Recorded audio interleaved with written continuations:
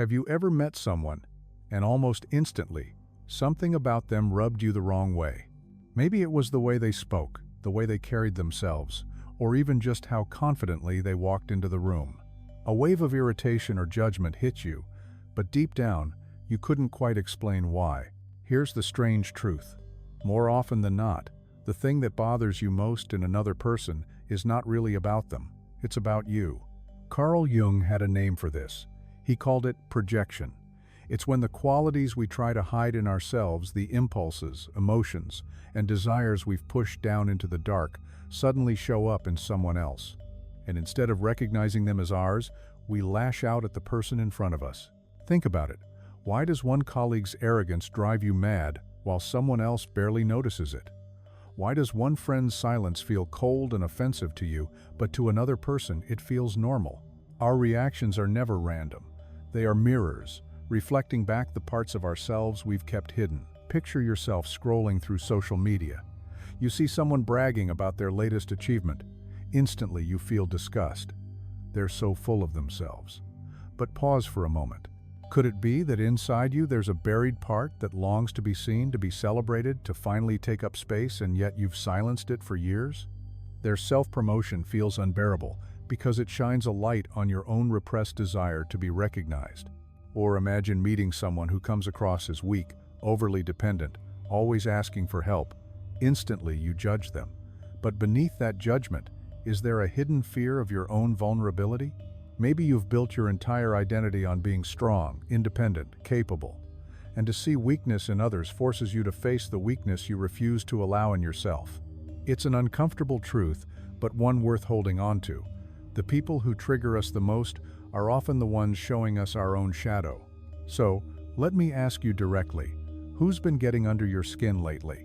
Whose words, actions, or presence stir that surge of irritation inside you? And what if, instead of asking, "What's wrong with them?" you asked, "What does this reflect in me?" Here's the paradox Jung uncovered. Your enemy out there is often your teacher in here. The arrogance, the greed, the laziness, the neediness, all the qualities you condemn in others are also energies you secretly carry, just in forms you've disowned. And here's the mystery. When you deny these parts of yourself, they don't disappear. They simply disguise themselves, waiting to burst out often at the worst possible moment. That's why you overreact to small things, explode in anger you can't explain, or feel drained by someone who, in truth, reminds you of you. The more you push your shadow away, the louder it comes back. So stay with me, because we're going to dive deep into this journey.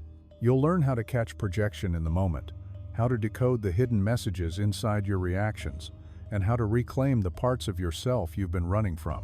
But here's the twist. The most dangerous projections are not the obvious ones. They're subtle, slippery, often hiding behind phrases like, "I'm just being honest," or "I'm only trying to help."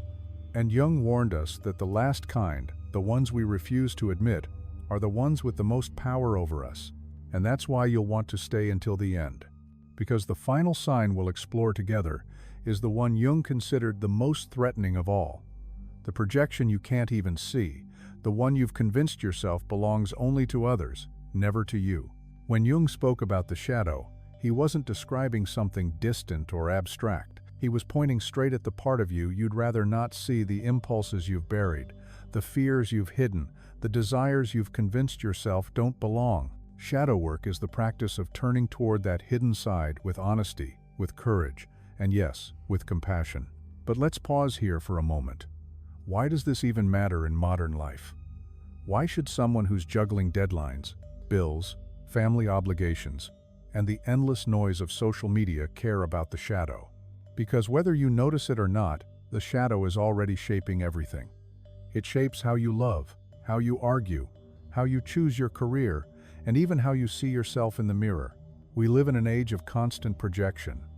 On Instagram, people post curated versions of their lives, while in the comments, strangers unload their judgments.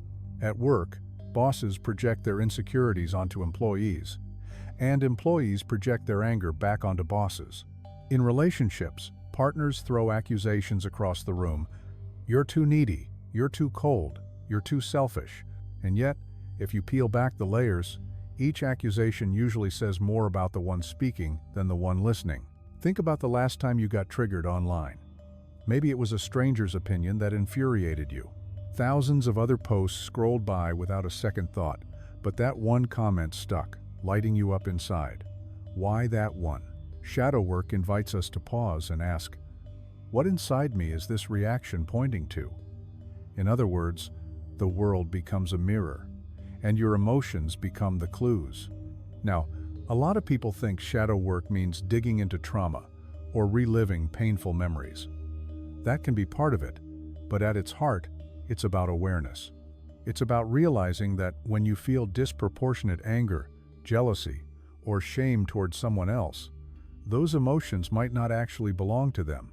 They belong to you. And when you own them, instead of projecting them, you find freedom. Here's an image to carry with you. Imagine your psyche as a house. The front rooms are bright and polished, ready for guests. That's your conscious self, the version you're proud to show. But in the basement, locked away, are boxes you'd rather forget. Old emotions, forbidden desires, traits someone once told you were unacceptable. Over time, the basement gets crowded, and when someone new walks into your life, they sometimes resemble the contents of those boxes. Suddenly, you're not reacting to them, you're reacting to the forgotten part of yourself. This is why Jung insisted that integration is essential for wholeness. Without it, you remain split. You keep fighting battles outside that are really battles inside. You try to fix other people, while the real work is facing your own projections. And ignoring the shadow doesn't make life easier, it makes it more chaotic. Think of the public figures who spend years projecting an image of purity, only to be exposed in scandals that reveal the very behaviors they condemned. Or think of the friend who constantly criticizes others for being lazy, while secretly exhausting themselves because they can't allow rest without guilt. The shadow always finds a way out. So why now? Why is this more urgent than ever? Because our modern world is built on triggers. Social media rewards outrage. Politics thrive on blame. Advertising feeds on insecurity. If you don't know your shadow, you'll be pulled into these cycles without even realizing it. But here's the good news. The very moments that trigger you can become your teachers. That coworker who annoys you, the influencer who sparks envy, the partner who frustrates you, each one is holding up a mirror. If you're willing to look, you'll see not just your wounds, but your hidden gifts. Because the shadow doesn't only hold what's dark. It also guards the gold. You buried your creativity, your boldness, your passion. Maybe you silenced your sensitivity because you were told to toughen up. Maybe you buried your assertiveness because you were told to be nice. Those qualities are still alive, waiting for you in the shadow. And until you reclaim them, you'll project them onto others, admiring, resenting, or idolizing traits that are actually yours. So remember this. Shadow work isn't about becoming perfect. It's about becoming whole. It's about reclaiming the exiled parts of yourself, so that your reactions stop controlling you, and you begin living with awareness. Here's something to carry with you today. The next time you feel irritated, jealous, or judgmental towards someone, pause. Instead of asking, "What's wrong with them?" ask, "What part of me does this remind me of?" You may be surprised at what comes to the surface, and as we continue, we'll step into story. A metaphor that will bring this concept to life, showing you exactly how projection works in everyday moments. Once you see it clearly, you'll never look at your reactions the same way again. Picture yourself standing in front of a grand antique mirror. But this isn't a mirror that only reflects your face, your hair, or your clothes. This one reveals the parts of you you've tried to bury. When you glance at it, the reflection looks distorted, exaggerated, maybe even frightening. And like most people, you turn away. You don't want to look too closely. But here's the twist. In daily life, every person you meet becomes that mirror. Your boss, your friend, the stranger who cuts you off in traffic, even the influencer on your feed. Each one reflects not only who they are, but also who you are, especially the parts you'd rather deny. That is, projection in its rawest form. Let me tell you a story. There's a woman named Claire. She's known for being dependable, the one everyone can count on. At work, her discipline wins her praise. At home, her family admires how she holds everything together. But beneath that polished image, there's a hidden side of Claire. She's never allowed to surface her longing to be carefree, spontaneous, even a little reckless. Then one day, a new colleague joins her team. His name is Jake. Jake is laid back, playful, sometimes careless. He takes long lunches, cracks jokes in meetings, and misses details now and then. To Claire, Jake is unbearable. She criticizes him constantly in her mind. He's irresponsible. He doesn't care about the team. He's lazy. But pause for a moment. Is Jake really the problem? Or is Jake reflecting something Claire has locked away? Deep down, she envies his freedom. She resents his ease because it highlights her buried desire to let go, to stop being the responsible one all the time. Instead of owning that desire, she projects her frustration onto Jake. This is projection in action. The shadow Claire denied in herself shows up in Jake's behavior, and her reaction is bigger than the situation calls for. Now think about your own life. Have you ever scrolled through social media and felt triggered by someone flaunting their lifestyle? Maybe it was their endless vacations, their fitness posts, or their unapologetic confidence. Your immediate thought might be, they're fake, they're shallow, they're trying too hard. But look deeper. Could those feelings reveal something hidden? Perhaps you crave more rest and adventure, but you've convinced yourself you don't deserve it. Or maybe you long to feel confident in your own skin. But shame has kept you quiet. Their posts don't just bother you, they activate your shadow. Here's another image. Imagine an old projector in a movie theater. The reel spinning inside is your unconscious. Every scene you've refused to watch, the ones labeled too selfish, too weak, too embarrassing, gets projected onto the screen of the outside world. Suddenly, you see those qualities not as yours, but as if they belong to someone else. You boo, you criticize, you laugh, you cry. But the truth is, the projector was inside you the whole time. The screen only showed what you refused to face. Why does this matter? Because once you recognize projection, you reclaim power. Instead of wasting energy blaming others, you can pause and ask, what in me is being mirrored right now? That one question can change the way you see your relationships, your triggers, your entire life. Think back to the connections that have challenged you most. Maybe it was a partner whose jealousy drove you crazy, until you realized it echoed your own fear of abandonment. Maybe it was a friend who talked too much, until you noticed your own discomfort with speaking up. Or maybe it was a coworker who seemed controlling, until you admitted your hidden wish to take control yourself. Projection isn't about saying everything is your fault or excusing harmful behavior. It's about understanding that your reactions are clues. They point you toward truths you've been unwilling to face. And when you finally see them, you gain choice. You can keep projecting, or you can start integrating. So imagine once again that antique mirror. You stand before it, this time refusing to turn away. At first, the images are uncomfortable. You see flaws, shadows, distortions, but the longer you look, the clearer they become. Those shapes aren't monsters. They're parts of you, waiting to be acknowledged. The anger, the envy, the judgment, none of it is a condemnation. It's information. It's a map. And that's where shadow work transforms everything. Instead of running from mirrors, you begin to use them. Every difficult person becomes a teacher. Every trigger becomes an invitation. Every reaction becomes a doorway back to yourself. Take a moment right now. Think of the last time someone really got under your skin. Maybe it was a colleague, a family member, or even a stranger. What exactly did they do that bothered you? Replay the moment. Then ask yourself, where in my life do I carry this trait? Where have I denied it or pushed it away? Don't rush. The shadow often whispers, but once you hear it, you can't forget it. Because here's the secret. Once you own the shadow, it loses its grip. Instead of reacting blindly, you respond consciously. Instead of blaming, you learn. Instead of seeing an enemy, you recognize a mirror. And as we move forward, we'll start identifying the signs, the patterns that show you when projection is happening.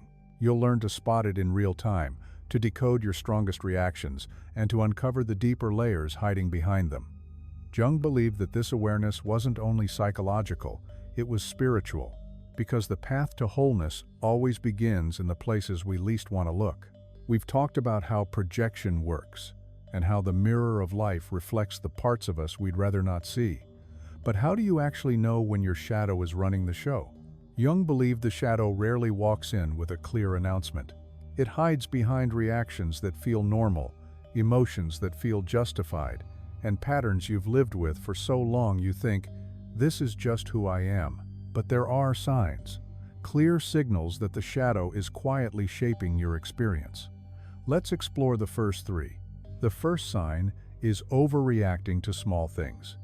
Have you ever snapped at your partner for leaving dishes in the sink, as if it were a personal betrayal? Or felt furious at a colleague for a minor mistake long after everyone else had moved on? Those moments aren't just bad moods, they're red flags. The shadow thrives in exaggeration. When your reaction feels bigger than the situation, it's worth asking, what exactly got touched in me? Did that forgotten email make me feel incompetent? Did those dishes awaken a hidden resentment that I'm always the one carrying responsibility? The size of your reaction often reveals the depth of the wound. The second sign is intense judgment. Have you noticed how some people trigger an almost obsessive criticism in you? You keep replaying what they said, you can't let it go. Maybe it's someone who brags, and you think, they're arrogant, they're self-absorbed. Or maybe it's someone who shows their emotions openly, and you think, they're weak, they're dramatic. But pause here. Could it be that your harshest judgment is pointing to something you've silenced in yourself? That the part of you that craves recognition envies the bragger? That the part of you that longs to cry resents those who do it freely? Judgment can be a spotlight, illuminating the very qualities you've shoved into the dark.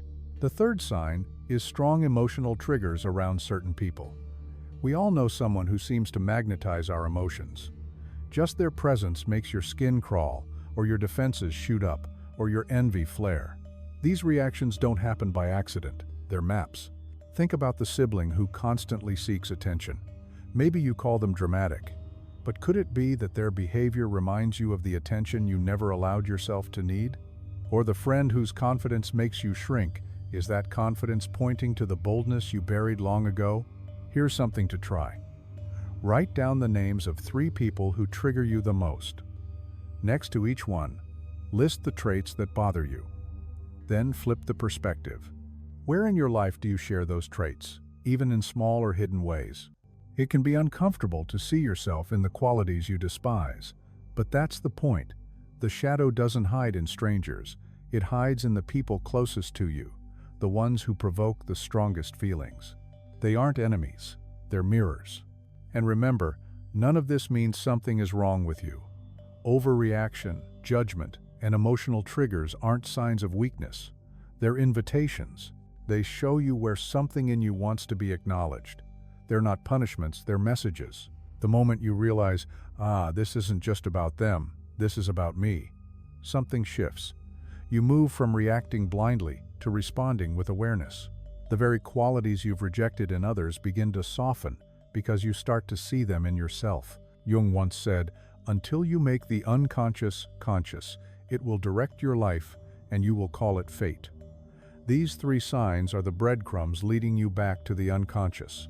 So, the next time you feel an emotion flaring that feels too big for the situation, pause. Ask yourself, is this my shadow speaking? Because the more you deny these qualities, the more they control you. But the moment you see them clearly, you reclaim choice. Now that we've uncovered these first 3 signals, let's keep going. Because projection doesn't end here. It has layers, subtle and hidden, that quietly shape not only how you see others, but also how you see yourself. And once we reveal the next set of signs, you'll understand just how deeply the shadow weaves itself into your life. Earlier, we uncovered 3 signals that show when your shadow is at play: overreactions, harsh judgments, and strong emotional triggers. But those are just the surface. The shadow is clever. It doesn't always shout. Sometimes it whispers. Sometimes it hides inside habits and patterns that feel so normal you hardly notice them. Let's look at 3 more signs that often slip under the radar. The 4th sign is constant blame. When life feels hard, it's tempting to point the finger outward. It's because of my boss. It's because of my partner. It's because of the system.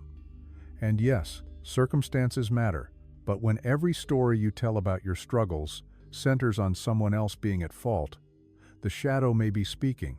Blame is one of its favorite disguises. Imagine saying, "My coworker ruins every project." Is it really every project? Or is your reaction amplified by something deeper? Maybe your own fear of failure. Maybe the pain of not feeling good enough. Blame feels easier than facing those truths. The 5th sign is idolizing certain people. Projection doesn't only happen with traits you dislike. It also happens with traits you admire so much, you convince yourself you could never have them. Jung called this the golden shadow. Think about the celebrities, influencers, or even friends you put on pedestals.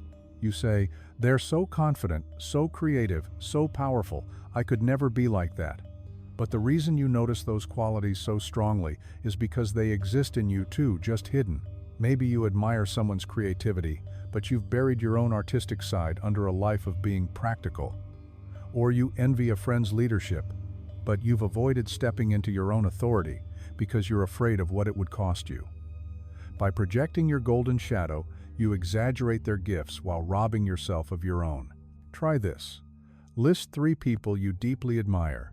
Write down the qualities you see in them. Then ask, where in my life do these same qualities live, even in small or quiet ways? You may be surprised at what you find. The 6th sign is repeating the same conflicts in relationships. Have you ever noticed how the same argument shows up again and again, just with different people? Maybe it's about control. Maybe it's about trust. Maybe it's about not feeling valued.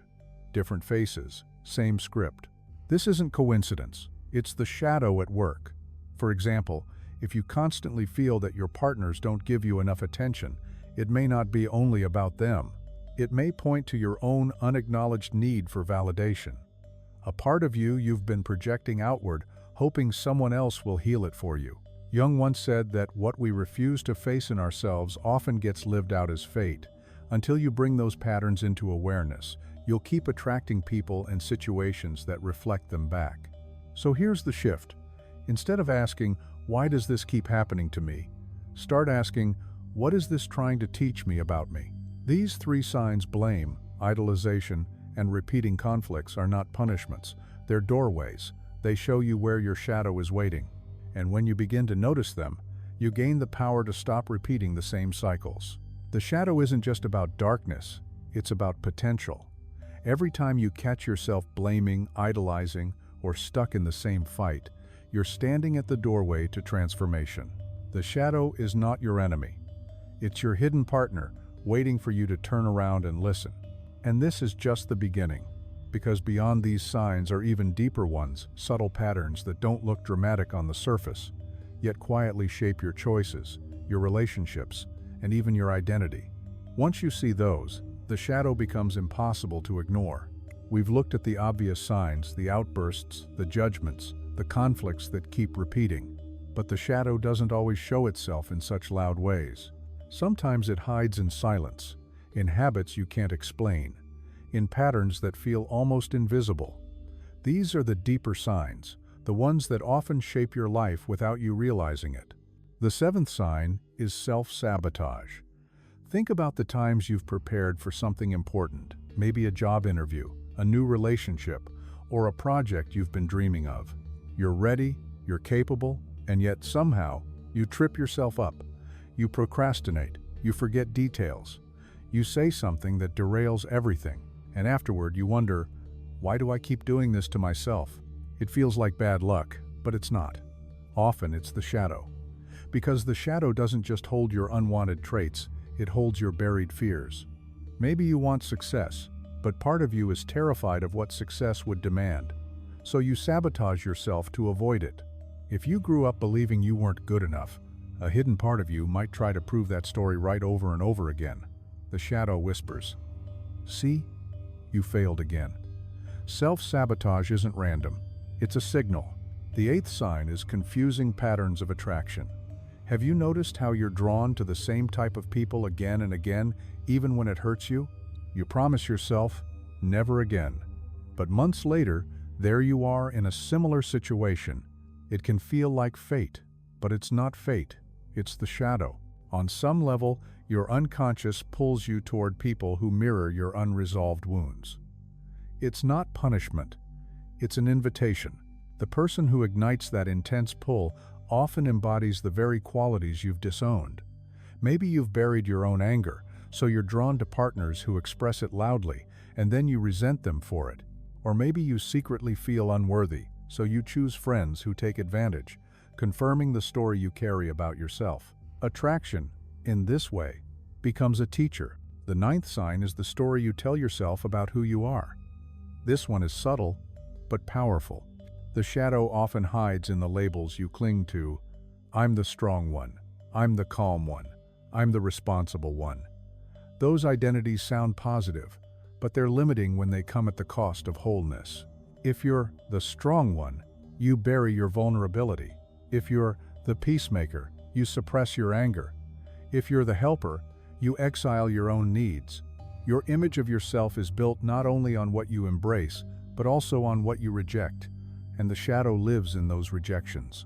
Here's the paradox. The qualities you insist, "That's not me," are often the ones that quietly control you. By refusing them, you give them power. Shadow work is about widening the story, allowing yourself to say, "Yes, I can be strong, but I can also be fragile. I can be giving, but I can also need. I can be independent, but I can also rely on others." Wholeness means holding both, not splitting yourself in two. So pause for a moment. Ask yourself, what role do I cling to most? What qualities do I reject because they don't fit that role? You may discover that the very parts you've exiled are the ones that hold the key to your freedom. These deeper signs, self-sabotage, strange attractions, and rigid identities often operate quietly in the background. They don't feel like projection at first because they're woven into daily life. But once you see them clearly, you gain the power to rewrite your script. Because the truth is, your shadow doesn't just shape how you see others. It shapes how you see yourself, how you define your place in the world, and how you limit your own potential. And once you bring these hidden pieces into the light, you realize they were never gone. They were simply waiting. Awareness is the first step. But awareness alone isn't enough. You need practices, small daily rituals that help you turn awareness into change. That's what we'll explore next. Simple tools that you can use anytime, anywhere to catch your projections in the moment, decode your reactions, and gently welcome your shadow back home.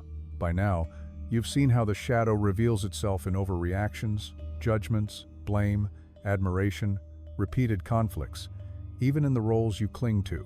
Awareness is powerful, but awareness alone can slip away if you don't work with it. That's why practice matters.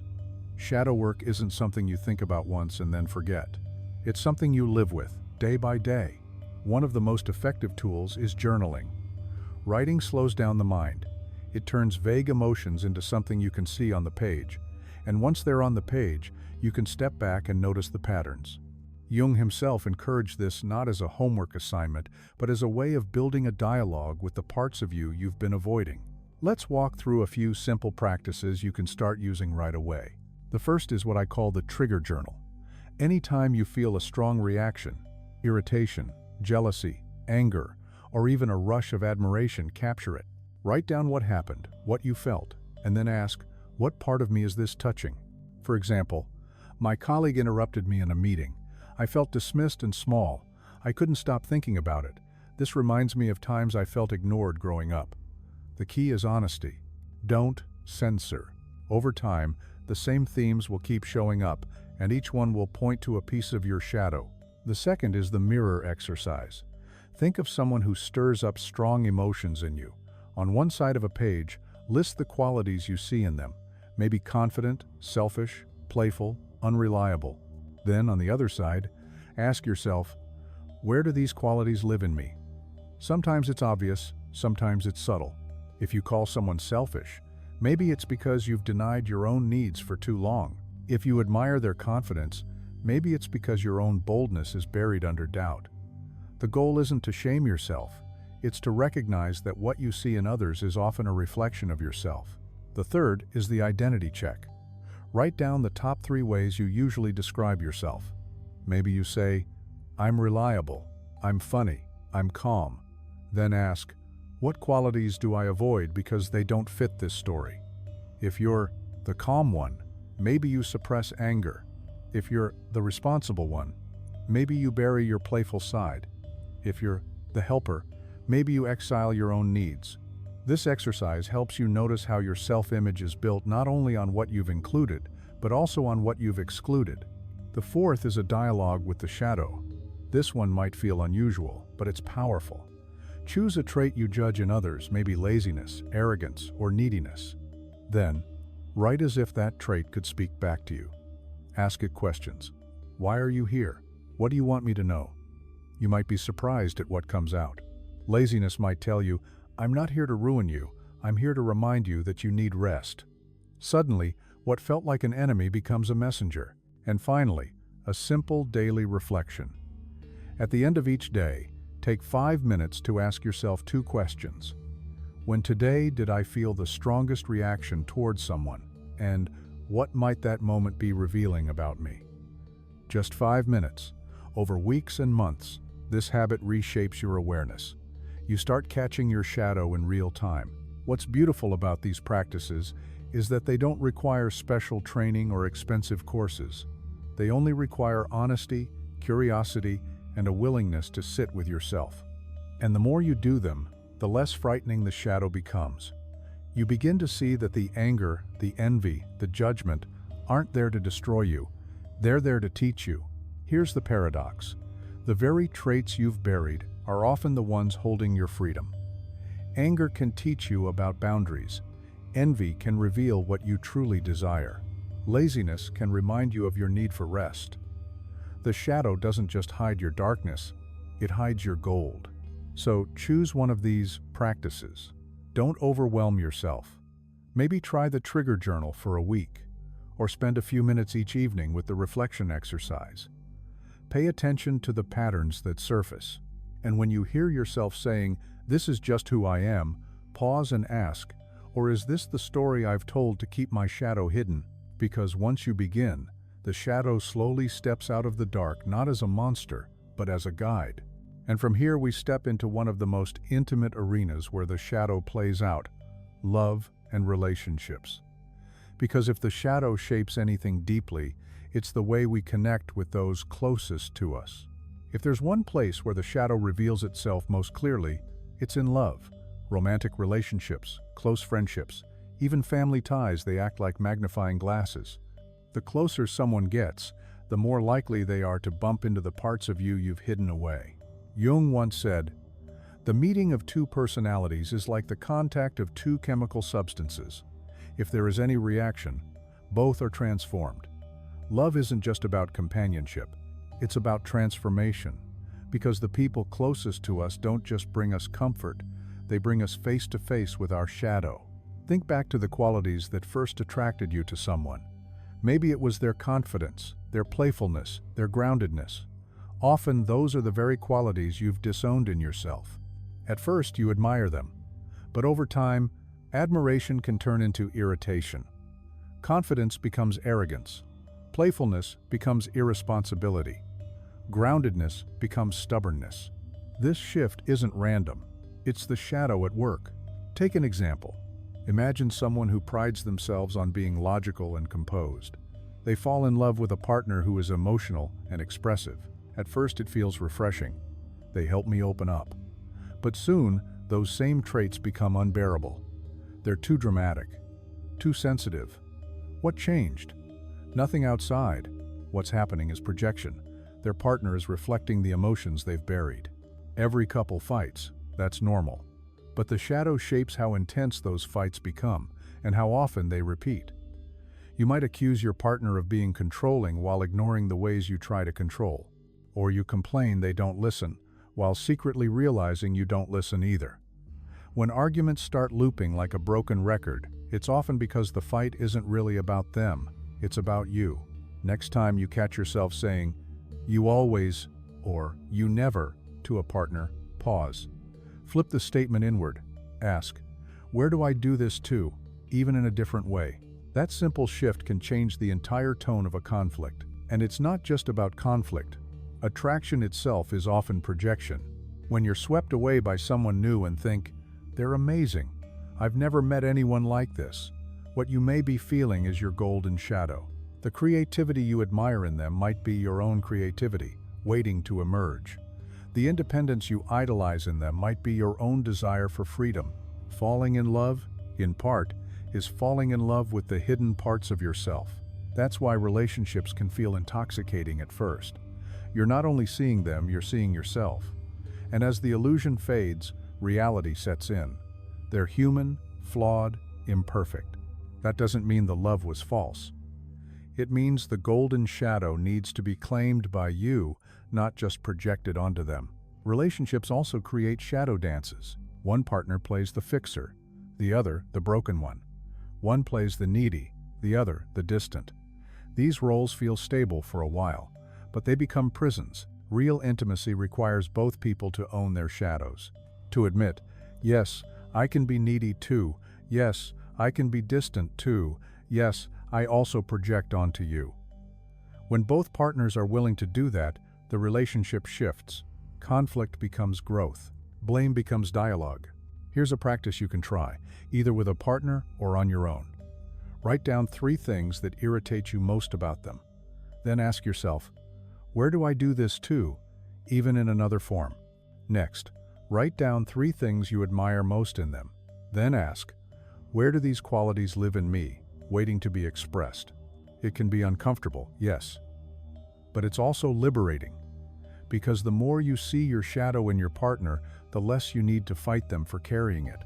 When you approach love this way, every trigger becomes an opportunity. Instead of thinking, "my partner is the problem," you start asking, "what is this reaction showing me about myself?" And instead of idolizing them, you start to see that the gifts you admire are seeds within you too. This doesn't mean ignoring red flags or tolerating harm. Boundaries matter.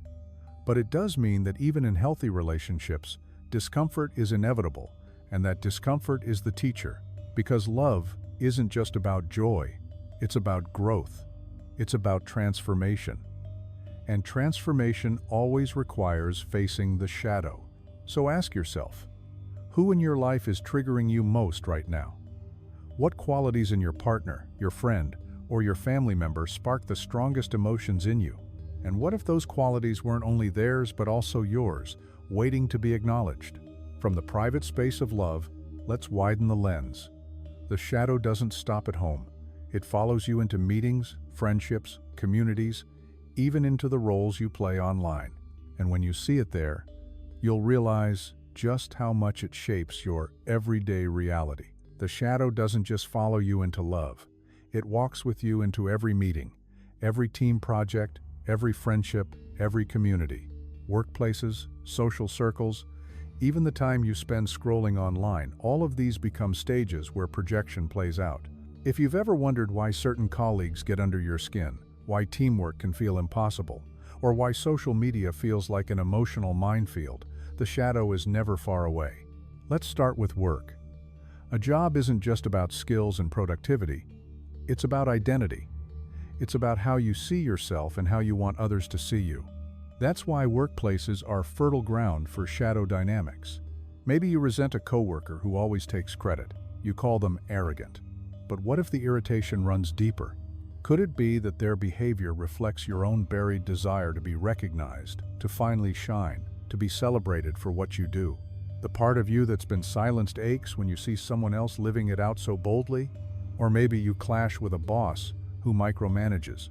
Their control feels suffocating. But if you look closer, is it possible you've denied your own controlling side? Or maybe you fear stepping into greater responsibility, so you push that fear outward onto them. Workplace politics are often just projections bouncing around. One person plays the savior, another the victim, another the critic. Everyone's shadow is in the mix, but because no one names it, the team struggles. And then there are friendships and social groups. Maybe you feel overshadowed by a friend who always commands the room, or you envy someone in your circle who seems effortlessly successful. Or you label another friend as too negative, while ignoring your own tendency to avoid hard truths. Groups magnify projection because belonging is at stake. We all want acceptance, and anything that threatens your role in a group will stir the shadow. If you've built your identity on being the helpful one, you may resent someone who asks for help more easily. If you've been the smart one, you may feel triggered when someone else shines in ways you're used to owning. The shadow thrives wherever roles are rigid. And of course, there's social media, the ultimate mirror. It's not just a stage for others, it's a stage for your own persona, the mask you present. Behind every polished post, every good vibes only caption, every achievement you share, there's a shadow lingering. Think about it.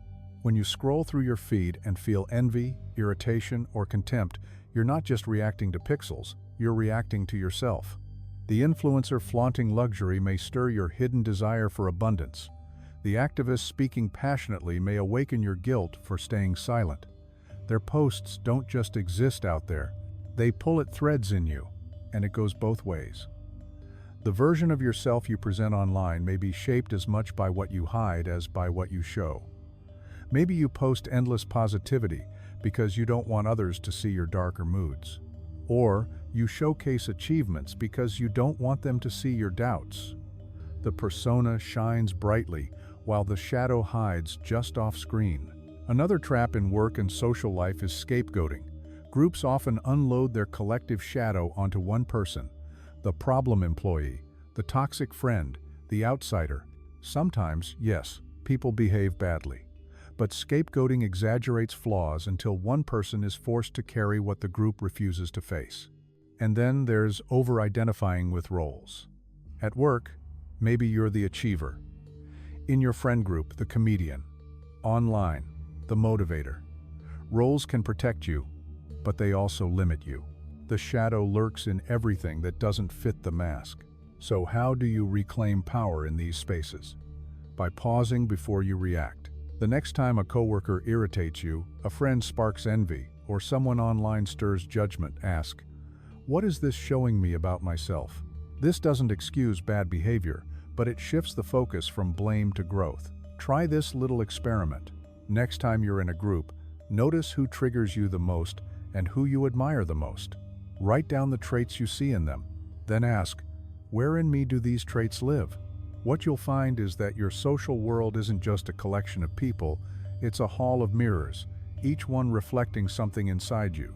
Work and social life can feel like battlegrounds of ego, but they can also be classrooms for self-discovery.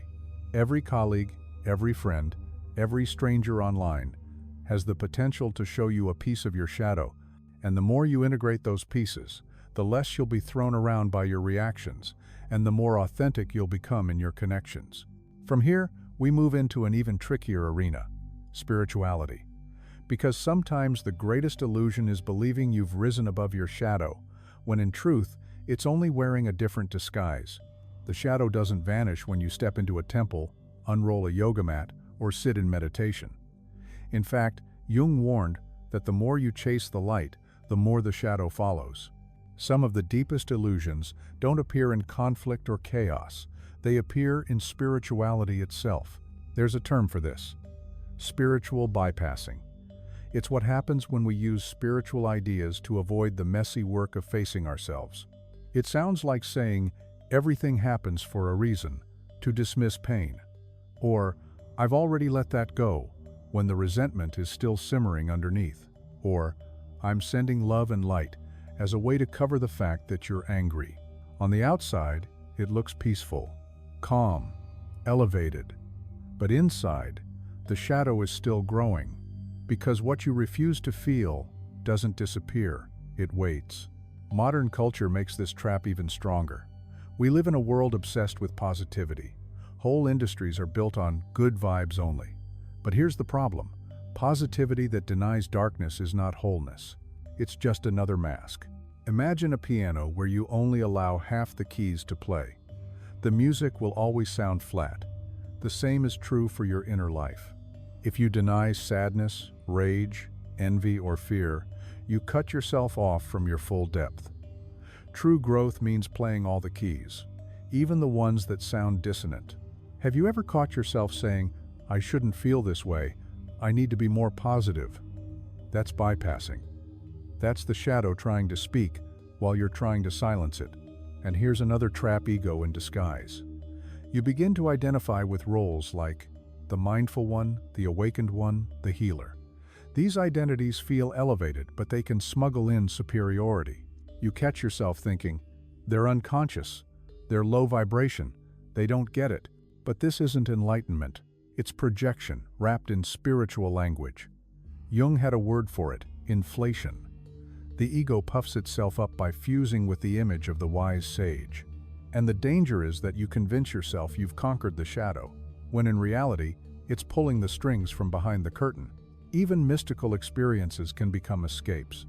Deep meditation, breath work, psychedelics, these can open doors, yes, but they don't erase the shadow. You can touch the light, but when you come back down, the shadow will be waiting. If you chase the high without integrating what lies underneath, you'll find yourself in the same patterns again. Jung believed real transformation doesn't happen by escaping the world, it happens by facing it. The divine is not only found in moments of ecstasy, but also in the depths of your wounds. So what does healthy spirituality look like? It's not about denying the dark, it's about holding both the dark and the light. It's saying, yes, I feel anger, yes, I feel envy, yes, I feel grief, and yes, I feel joy too. All of it belongs. Instead of covering anger with quick forgiveness, you sit with it and ask, what boundary is this showing me? Instead of forcing away grief with mantras, you let the tears fall and admit your longing. Instead of idolizing a guru or teacher, you remember that the wisdom you admire also lives within you. Here's something to try. The next time you're tempted to rise above a feeling, pause. Don't skip it. Write down what it's trying to tell you first. Integration before transcendence. That's the path to wholeness. And you don't have to look far for examples of bypassing. Maybe a friend hurts you, and instead of addressing it, you say, "It's fine, I'm over it." But your resentment leaks out later. Or you push through exhaustion, repeating affirmations about being limitless while your body begs for rest. Or you admire a spiritual teacher so much you call them flawless, refusing to see their humanity. That's not devotion. That's projection. The paradox of the shadow and spirit is this: the more willing you are to face your shadow, the more authentic your light becomes. When you admit rage, you open the door to compassion. When you allow grief, you create space for joy. When you face envy, you uncover your deepest desires. Integration isn't glamorous. It's messy. It's uncomfortable. It's sitting down with your journal. It's admitting to your partner, "I judged you, but really, I was projecting." It's choosing honesty over perfection. But that quiet work is what makes the light real. So ask yourself, where in my life am I using spirituality to escape instead of integrate? What feelings am I still trying to bypass? Because here's the truth. The shadow is not the enemy of the spiritual path. It is the doorway. To reject it is to stay divided. To embrace it is to become whole. From here, let's zoom out even further. Beyond personal relationships, beyond work, beyond spirituality, Jung believed entire societies carry shadows too. And when collective shadows are ignored, history shows us the cost. So far, we've been exploring the shadow on a personal level, the way it shapes your reactions, your relationships, your choices. But Jung didn't stop there. He believed that just as individuals have shadows, entire cultures, nations, and societies do too. He called this the collective shadow. The collective shadow is everything a group refuses to admit about itself. Just like you might deny your anger or envy, a society might deny its greed, its prejudice, or its violence. But denial doesn't erase these forces.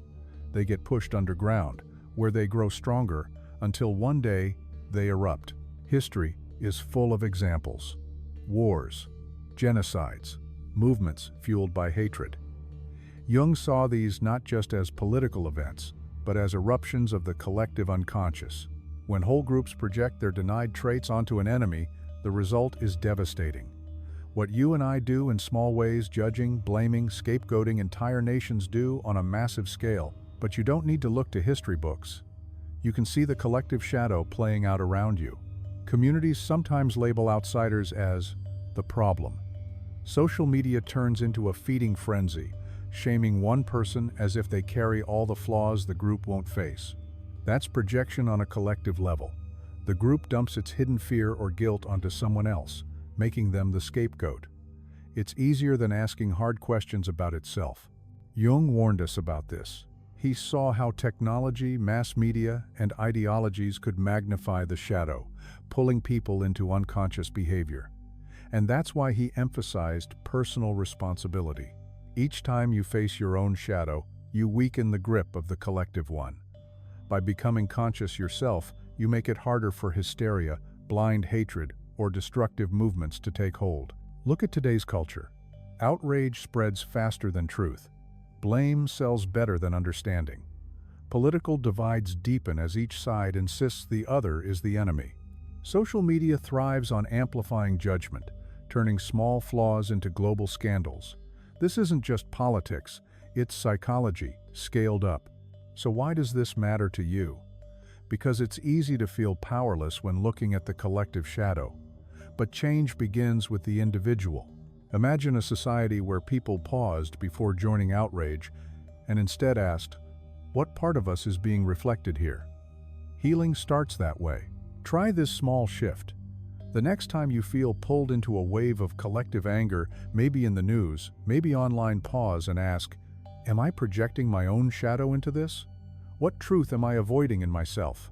That single question can cut through the noise. Jung also pointed out that myths and stories reveal the collective shadow. Think of the villains we create, the monsters we fear, the dystopian worlds we imagine in movies and books. They're not just entertainment, they're reflections of what we as a society don't want to admit. Why do superhero movies obsess over dark forces? Why are dystopias so popular? Because deep down, we know the darkness isn't just out there, it's inside us too. Our collective imagination is trying to work it out. The collective shadow can feel overwhelming, but there is hope. Healing starts with owning your part of it. You don't need to fix the entire world. You only need to take responsibility for yourself. Each time you choose reflection over blame, compassion over judgment, honesty over denial, you shift the balance, one drop at a time. Think of it like this. A glass of murky water can become clear if enough drops of clean water are added. Your choices are those drops. Over time, they change the whole. So ask yourself, where am I feeding the collective shadow without realizing it? When I post online, when I talk about those people, when I join the outrage, am I projecting my own fears outward instead of facing them inward? If enough people begin asking these questions, the collective shadow loses power. If not, it grows unchecked. Jung's philosophy reminds us that the fate of societies is tied to the courage of individuals willing to face their own darkness. And that's the bigger picture of shadow work. It's not just self-help, it's world help. By facing yourself, you contribute to healing something much larger than you. As we come to the end of this journey, let's bring it all together.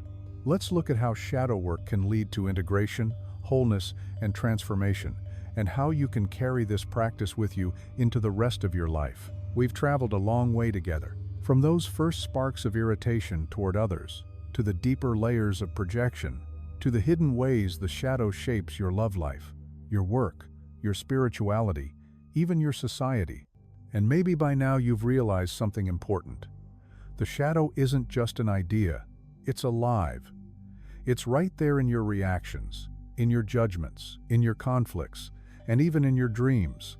But here's the truth Jung wanted us to remember. The shadow is not your enemy. It's your doorway to wholeness. Every time you deny it, you fragment yourself. Every time you face it, you reclaim your power. Let's pause and look back at what we've uncovered. We began with the unsettling idea that what irritates you most in others often belongs to you. We traced the signs, the overreactions, the judgments, the blame, the idolization, the self-sabotage, the roles you cling to. We practiced journaling, reflection, and conversations with the shadow. We saw how it plays out in love, in work, in spirituality, and in the collective. And we discovered that ignoring the shadow doesn't make it disappear. It only makes it stronger. But along the way, we also found hope. The shadow doesn't only carry your darkness. It holds your buried gifts, your creativity, your courage, your playfulness, your leadership, your sensitivity. By reclaiming what you've hidden, you don't just heal wounds. You expand into the person you were always meant to be. Think of yourself as a house with many rooms. For years, you've locked some of them, afraid of what you might find. Dust has gathered, cobwebs have spread, and you've told yourself those rooms don't exist. Shadow work is the act of slowly opening those doors. At first it feels scary, but when you step inside you discover treasures too. Paintings you forgot you made, music you once played, memories of laughter you thought were lost. The shadow isn't only where your fears live, it's where your unlived life waits for you. So where do you go from here? Start small. Maybe tonight write down one moment that triggered you and ask, what part of me does this reflect? Or the next time you admire someone, instead of idolizing them, whisper to yourself, that lives in me too. You don't need to do it all at once. Gentle, consistent steps are enough. Over time, those steps build a path toward wholeness. Let me ask you this. Are you willing to look in the mirror not just at your strengths, but at the traits you've hidden away? Are you willing to sit with the discomfort that comes before freedom? Are you willing to consider that what you reject in others might be the key to unlocking yourself? If your answer is yes, then you've already begun the path Jung envisioned, the path from unconsciousness to awareness, from fragmentation to integration. And before we close, here's something to carry with you.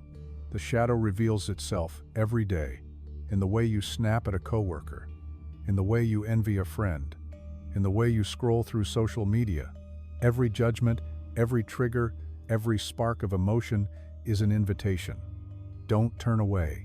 Step toward it. Learn from it. Integrate it.